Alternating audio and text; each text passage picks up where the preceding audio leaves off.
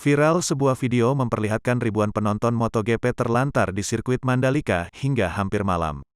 Setelah 25 tahun vakum, pada akhirnya Indonesia menjadi salah satu tuan rumah MotoGP. Animo masyarakat pun cukup besar menyambut MotoGP Mandalika 2022 kali ini. Bahkan tiket nonton MotoGP Mandalika pun ludes terjual.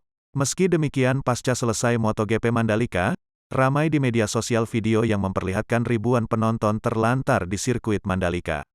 Bahkan menurut video tersebut, ribuan penonton terlantar hingga pukul 23 waktu Indonesia Barat. Padahal, MotoGP Mandalika selesai pada sekitar pukul 17.30 waktu Indonesia Tengah. Adapun penyebab terlantarnya ribuan penonton diduga keterbatasan shuttle bus yang harusnya mengantar menjemput penonton MotoGP. Salah satu penonton dalam video tersebut mengaku kecewa dengan teknis pelaksanaan untuk para penonton MotoGP. Bahkan penonton tersebut mengaku sampai harus berjalan kaki karena menunggu shuttle bus yang tak kunjung datang.